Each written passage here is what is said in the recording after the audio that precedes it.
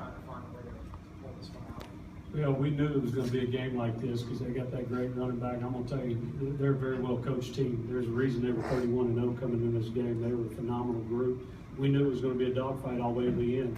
One thing I'm proud of is, from once we got into the preseason, every Thursday of our practice, we went into an overtime period against our scout team. And some people ask me, why do you do that? There's a chance somebody could get hurt doing that extra practice. But we wanted our kids ready for that first time you go into overtime. It wasn't a surprise to you. And I think all those weeks, 15 weeks of doing that, got these kids prepared for that and pulled out the win. For one of the players, he just mentioned that overtime. When it happened today, did it feel like second nature? Yes, sir, it did.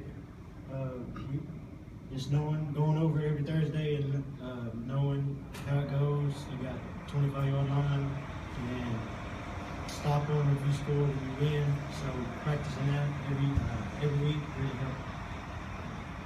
Gordon, how do you feel after taking on that beast so many times today? I feel good because we got the win. But he was probably one of the toughest running backs I faced in my whole high school career.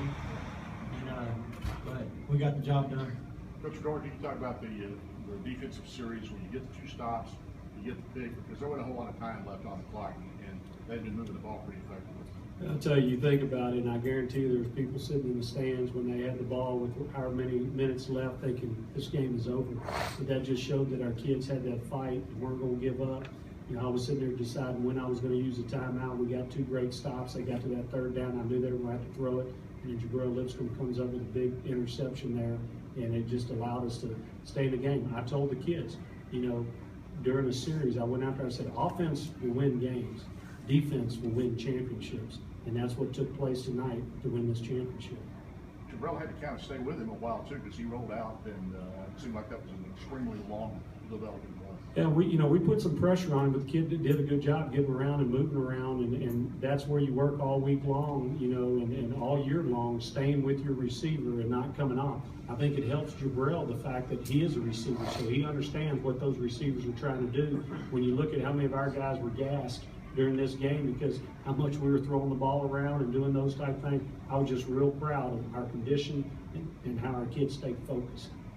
And David, you had obviously a huge game tonight, 4 touchdowns, but your quarterback took a beating and stood back there and kept delivering those balls. On your end, what was it like for you to see your quarterback stand tall, take those hits, and hit you the ball? I mean, it's great for him because I stayed in the room last night. I told him, like, you got to do whatever it takes to win state championship. You're going to get hit. You got to step in and make the throws. Big-time players make big-time plays in big-time games.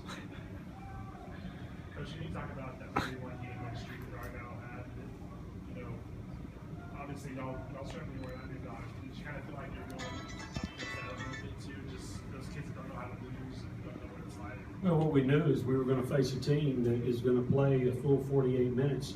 And I told our kids in our pregame talk that, guys, we got to play 48 minutes. And then I said, they'll be ready. We may have to play extra minutes to where we finish. We knew playing Argyle, look at their record the last 2 years. Like I said, unbelievable coaching staff, kids with a lot of fight. When you look at their last 3 playoff wins, come from behind, hanging in there at the end. They never quit, and that team was never going to quit. And we knew it was going to be a dogfight all the way to the end. Same line, was that the most talented team y'all played, or was it maybe the best coach team y'all played this year too?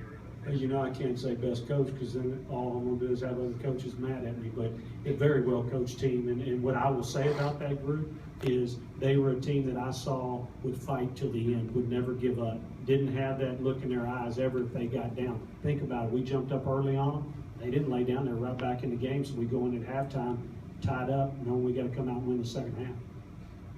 How nervous were you watching your teammates not being out there? Was it the most nerve-wracking thing you've ever gone through? Yeah, pretty much. Not playing is really hard on me, but the team told me when I went down they was going to do it, win it for me, so that's what they did. And I'd like to say something about that. Guys, when he tore his ACL and he went to the doctor, and the doctor had told him that he's going to have surgery, but we'll see if he can play. And he came back to practice, and he went through with a brace, and I could see a little bit of grimace in his face. But when he all of a sudden asked the principal if he'd come down and speak with me one day, he walked in and talked to me, and he said, "Coach, I feel like I'm letting this team down." and I don't want to do that. And I said, you know what, Aaron, you're not letting this team down. And it's not about, me. It's not about this team. It's about you as a young man, which is about our whole family. And we had to make that decision to go ahead and get that surgery done where he knew he was never going to play again. But that's because he also knows he's going on in the future to play college ball. And it was an emotional time for him, and it was very tough. But what I was proud of him is he was there at practice. There was one day that he missed. And I texted him, I said, Darren, I got to have you here. And he knew it was a tough day for him, why he missed, because he felt like he's letting his team down. He said, I'll never miss again, Coach. I'll be there every day. And he has been, and he was a big leader of this football team, even though he was in that wheelchair and on crutches. There, in overtime, you were out there in every single huddle as well. Somebody puts you out there in your wheelchair. Were you giving any advice to the team, or were you just there for the support? I give a few words, but mostly I was letting them know that I'm still with them. I had their back all the way, no matter win or lose. And I think that really let them know that I was still here. But after you guys got that pick late in regulation, and you basically came down to having to score on that drive, what was the atmosphere like in the team? What did you guys talk about, or just kind of what was going through your mind at that time? We have to score. We were down by 7 with not much time, so we had to force it into overtime to get the score. Question in the back. Coach, what did you see from them to where you guys pretty much passed it every play this game? I knew you were going to ask that in this deal, but we had told the guys all week long, and they knew it in our running game. They were playing man coverage. That's what they were going to do. They were going to be up in your face pressing, and I'm going to tell you, that's why I always love the fact that we were a balanced team, that we can run it, we can throw it. So all week long, you can ask Coy, he probably hardly ever stepped on the field in offense during practice because we knew we were going to throw it around. When teams are playing man, you got to be able to hit them on timing, this, that. Shelton would tell you he was a little bit off, not seeing a couple of the plays that we had put in, looking around a little bit too long, taking sacks, but talking to him at halftime, he got his mind right. And we started seeing him playing a little bit softer coverage. That's why you saw a lot of the stick routes that we were hitting Trent on. They were playing way off. But, I tell you, I was very proud of all of our guys stepping up. One guy I'll mention that is not a name not many people knew about, Nick Gurka. He made some unbelievable catches, and that's what I told Nick after the game. He was never a starter. He was that guy who got some reps, and he never let that get him down. He knew he may have to step up in a big game, and with Devon Jernigan out with a bad ankle, he had to step in. And I don't know how many plays that he made, but they were some big plays to continue drives. Trendavian, being the number 2 wide receiver in the nation, every defense is looking at you. He's number 1. Number 1, excuse me. Number 1 in the nation. Everyone's obviously, scheming for you. How do you have 4 touchdowns in the state championship game? Coach Fedora, he's an offensive mastermind. He knows how to get everyone open on the team. What was working so well between you and Shelton all year? I mean, the record-setting year, there was some seriously crazy numbers that the two of you put up.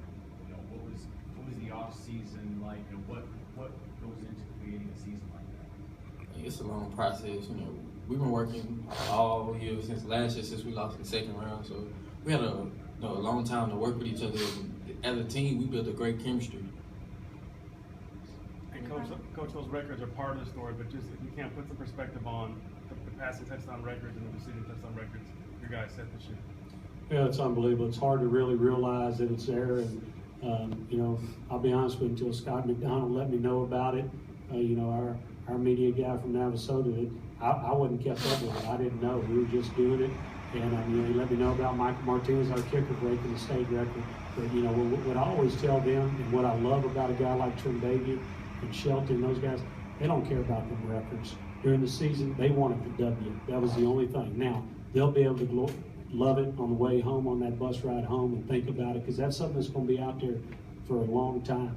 And, I joked, and I didn't want Larry Bowen to write this in his article, but he did, about me telling Trendavian that, I had better hands than him when I was a receiver in high school. I still believe I did. I just didn't break the records that he broke. Coy, you were a starter at linebacker on the 2012 squad. That was obviously a special season. How does this season compare with that, with you being a senior this year? Both seasons were great, but being my senior year,